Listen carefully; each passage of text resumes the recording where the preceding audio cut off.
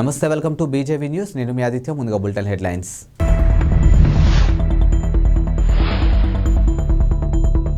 ప్రపంచవ్యాప్తంగా పెరుగుతున్న కరోనా కేసులు కారణం వెల్లడించిన WHO.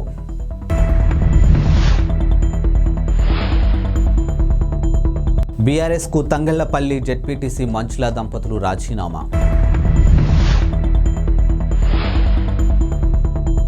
ముఖ్యమంత్రి రేవంత్ రెడ్డి ఢిల్లీ పర్యటన ఖరారు. అనేక దేశాల్లో కరోనా కేసులు వెలుగు చూస్తున్న నేపథ్యంలో WHO కీలక సూచనలు చేసింది. ఇక వ్యాధి వ్యాప్తి తీరును జాగ్రత్తగా పరిశీలించాలని, వైరస్ జినోమ్ సీక్వెన్స్కి సమాచారంగా ఎప్పటికప్పుడు పంచుకోవాలని పేర్కొంది. ఈ మేరకు WHO సాంకేతిక విభాగం చీఫ్ డాక్టర్ మరియా వాన్ కార్కోవా కీలక వీడియో సందేశం విడుదల చేశారు. ఇక ప్రపంచవ్యాప్తంగా ఊపిరితిత్తులు సంబంధిత ఇన్ఫెక్షన్ల పెరుగుదల వెనుక కారణాలు డాక్టర్ కేర్కోవా వివరించారు. ఇక హాలిడే సీజన్, ప్రజలు పెద్ద ఎత్తున వేడుకల్లో పాల్గొనడం తదితర కారణాలతో కేసులు పెరుగుతున్నాయని పేర్కొన్నారు. ఇక కోవిడ్ వైరస్తో పాటు ఇన్ఫ్లుయెంజా, బ్యాక్టీరియా, ఇతర పలు రకాల వైరస్లు వ్యాప్తి చెందుతున్నాయని తెలియజేశారు. అసెంబ్లీ ఎన్నికల్లో పరాజయం పాలైనటువంటి బీఆర్ఎస్ను వీడేందుకు ఆ పార్టీ నాయకులు సిద్ధమవుతున్నట్లు ఇటీవలే తరచూ వార్తలు వినిపిస్తూ ఉన్నాయి. ఈ విషయంలో అధికార పార్టీ నాయకులతో మంతనాలు కూడా జరుగుతున్నట్టు ప్రచారం జరిగింది. మాజీ మంత్రి మల్లారెడ్డి వంటి నాయకులు కాంగ్రెస్కు మద్దతిస్తామని బాహాటంగానే ప్రకటించారు. ఇక తాజాగా రాజన్న సిరిసిల్ల జిల్లా తంగళ్లపల్లి మండల జెడ్పీటీసీ పుర్మాని మంచుల జిల్లా క్రికెట్ అసోసియేషన్ అధ్యక్షుడిగా ఉన్నటువంటి ఆమె భర్త పుర్మాని లింగారెడ్డి బీఆర్ఎస్కు టాటా చెప్పేశారు. ఇక నిన్న పార్టీకి రాజీనామా చేశారు. ఇక మంజుల 2 సార్లు తంగలంపల్లి జెడ్పీటీసీగా గెలుపొందారు. ఇక రాజీనామా అనంతరం మంజుల దంపతులు మాట్లాడుతూ పార్టీలో తమకు సరైన గుర్తింపు లభించడం లేదని, అందుకే రాజీనామా చేసినట్టు తెలిపారు. వీరిద్దరూ త్వరలోనే కాంగ్రెస్ పార్టీలో చేరబోతున్నట్టు ప్రచారం జరుగుతుంది. తెలంగాణ ముఖ్యమంత్రి రేవంత్ రెడ్డి ఢిల్లీ పర్యటన ఖరారైంది. ఈ నెల 17న ఆయన దేశ రాజధాని ఢిల్లీ వెళ్లనున్నారు. ఈ మేరకు ముఖ్యమంత్రి కార్యాలయం అధికారికంగా ప్రకటించింది. ఇక మంత్రివర్గ విస్తరణ గురించి హైకమాండ్తో ఆయన చర్చించనున్నారు. మంత్రివర్గ కసరత్తు ఇప్పటికే పూర్తయినట్టు తెలుస్తుంది. ఇక హోం, విద్య, సాంఘిక సంక్షేమ, మున్సిపల్ వంటి కీలక శాఖలు ఇంకా పెండింగ్లోనే ఉన్నాయి. నామినేటెడ్ పదవుల గురించి కూడా అధిష్టానంతో చర్చించే అవకాశం ఉంది. ఇక లోక్సభ ఎన్నికలు దృష్టిలో పెట్టుకుని పదవులు పంపిణీ జరుగుతున్నట్టు సమాచారం. రేవంత్ రెడ్డి ప్రభుత్వం కొలువు తీరాక డ్రగ్స్ పై ప్రత్యేక దృష్టి సారించింది. ఇక మాదక ద్రవ్యాలు ఉక్కుపాదం మోపుతామని, తెలంగాణను డ్రగ్స్ రహిత రాష్ట్రంగా తీర్చిదిద్దామని, డ్రగ్స్తో దొరికితే ఎంతటి వారైనా వదిలిపెట్టేదే లేదని హెచ్చరించారు.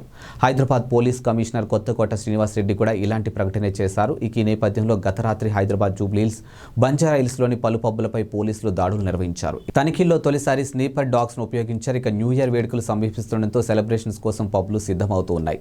వేడుకల్లో మాదక ద్రవ్యాలు, గంజాయి వంటి విస్తృతంగా ఉపయోగించే అవకాశం ఉందని, పెద్ద ఎత్తున వాటి క్రయ విక్రయాలు జరిగే అవకాశం ఉందని వచ్చిన సమాచారంతో జూబ్లీహిల్స్లోని రోడ్ నెంబర్ 10, 36, 45లోని పలు పబ్లో పోలీసులు తనిఖీలు నిర్వహించారు. ఇక తనిఖీలకు సంబంధించినటువంటి వివరాలను పోలీసులు త్వరలో వెల్లడించనున్నారు. టీడీపీ యువనేత నారా లోకేష్ చేపట్టిన యువగలం పాదయాత్ర నేటితో ముగియనుంది. ఇక విశాఖలోని శివాజీనగర్లో యాత్ర పరిసమాప్తం కానుంది. ఈ ఏడాది జనవరి 27న కుప్పంలో శ్రీ వరదరాజేశ్వర స్వామి పాదాల చెంతన ప్రారంభమైన యాత్ర 97 అసెంబ్లీ నియోజకవర్గాలు, 232 మండలాలు, 2028 గ్రామాల మీదుగా కొనసాగింది. ఇప్పటి వరకు 3032 కిలోమీటర్ల మేర పాదయాత్ర కొనసాగింది. ఇక 70 బహిరంగ సభల్లో లోకేష్ ప్రసంగించారు. ఇక చంద్రబాబు అరెస్టు నేపథ్యంలో పాదయాత్రకు 79వ రోజు పాటు తాత్కాలిక విరామాన్ని ఇచ్చారు.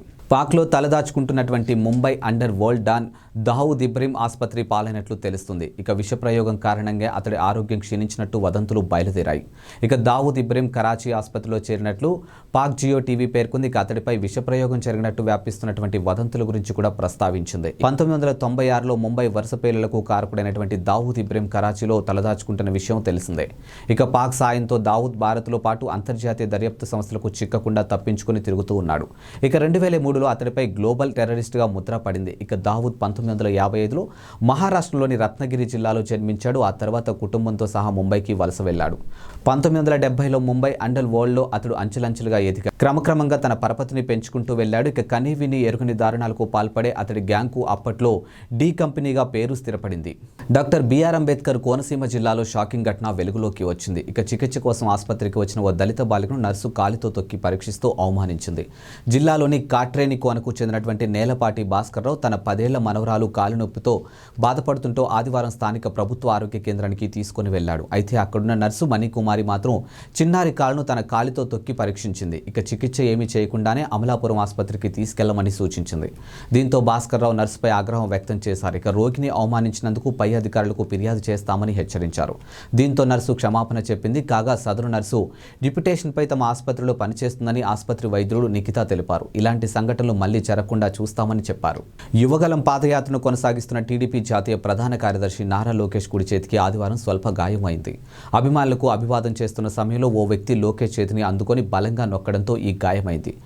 చీలమండం నరంపై ఒత్తిడి పడడంతో స్వల్పంగా వాపు వచ్చింది. ఇక పాదయాత్ర పరవాడ మండలంలోకి ప్రవేశించిన సమయంలో ఈ ఘటన చోటు చేసుకుంది.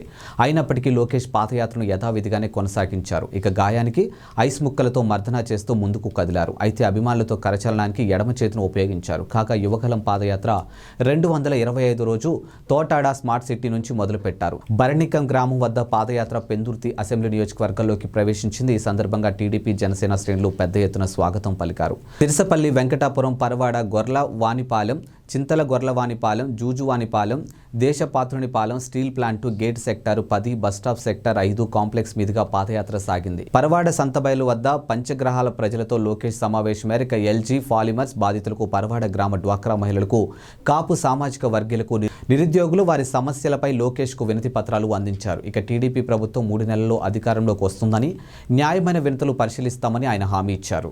గాజాలో అతిపెద్ద స్వరంగాన్ని గుర్తించామని ఇజ్రాయెల్ సైన్యం ఆదివారం ప్రకటించింది. ఇక సరిహద్దు వద్ద ఎరేజ్ క్రాసింగ్ కు 400 మీటర్ల దూరంలో దీన్ని గుర్తించినట్లు వెల్లడించింది. ఇక చిన్న వాహనాలు సునాయాసంగా ప్రయాణించేంత పెద్దదిగా ఈ సొరంగం ఉందని వివరించింది. ఈ సొరంగం నిర్మాణానికి కొన్నేళ్లు పట్టి ఉండొచ్చని, భారీగా నిధులు ఖర్చయి ఉండొచ్చని ఇజ్రాయెల్ సైన్యం భావిస్తోంది.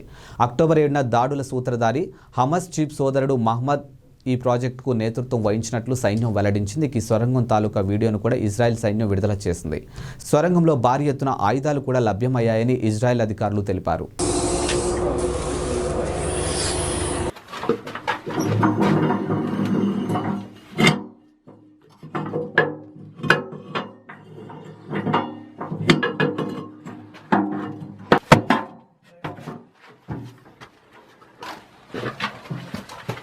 عشان تجيب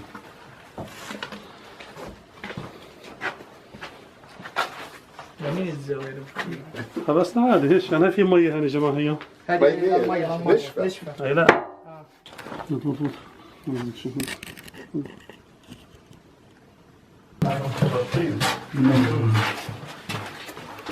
كان ضغط الباب اللي قام انه بحر ايه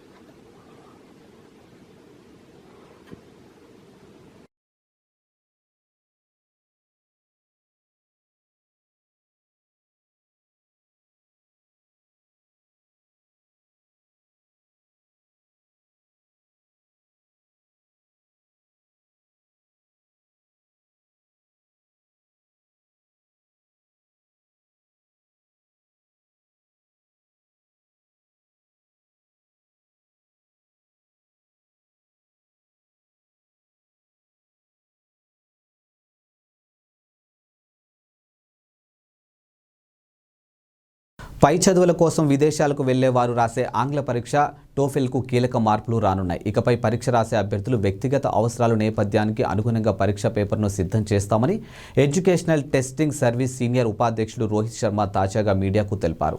ఉదాహరణకు జర్మనీ భారత్ విద్యార్థులకు వారి పూర్వపరాపాలకు అనుగుణంగా వేరువేరు పరీక్షలు పేపర్లు ఉంటాయని వివరించారు.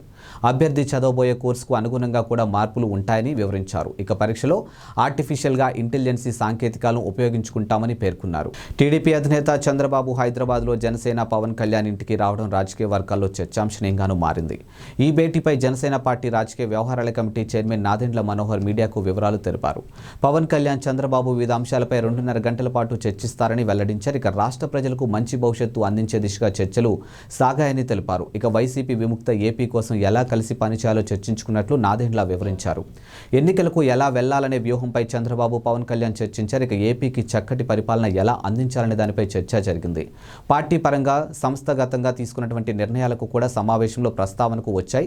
ఇక భవిష్యత్తులోనూ 2 పార్టీ శ్రేణులు ఐక్యంగా ముందుకు వెళతాయి. ఇక మిగతా విషయాలు త్వరలో వెల్లడిస్తామని నాదెండ్ల పేర్కొన్నారు. మెక్సికోలో కాల్పుల మోతా మోగింది. ఇక గువానాజువాటోలో రాష్ట్రంలోని సాల్వాటియోరా పట్టణంలో ఆదివారం తెల్లవారుజామున క్రిస్మస్ సీజన్ పార్టీ నుంచి ఇళ్లకు తిరిగి వెళ్తున్న వారిపై ఓ దుండగుడు కాల్పులు జరిపాడు. ఈ ఘటనలో 16 మంది మృత్యువాత పడ్డారు. పలువురికి తీవ్రంగానూ గాయపడ్డారు. ఓసాడా అని పిలిచే క్రిస్మస్ పార్టీ తర్వాత ఈవెంట్ హల్చల్ నుంచి జనాలు బయటకు వస్తున్న సమయంలో దుండగుడు కాల్పులకు తెగపడ్డాడని స్థానికులు మీడియా కథనాలు వెల్లడించాయి.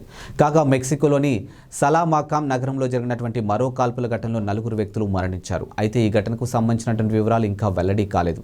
ఇదిలా ఉంచితే మెక్సికో రాజధాని మెక్సికో సిటీకి నైరుతి దిశలో 130 కిలోమీటర్ల దూరంలో ఉన్నటువంటి టెక్సాకల్ టిట్లాన్ గ్రామంలో చోటు చేసుకున్నటువంటి ఘర్షణ దేశవ్యాప్తంగా సంచలనం సృష్టించింది. ఇక సాయుధులు, క్రిమినల్ గ్యాంగ్ స్థానికుల మధ్య ఘర్షణతో అక్కడ హింస చెలరేగింది. ఈ ఘటనలో 11 మంది ప్రాణాలు కోల్పోయారని పోలీసులు తెలిపారు.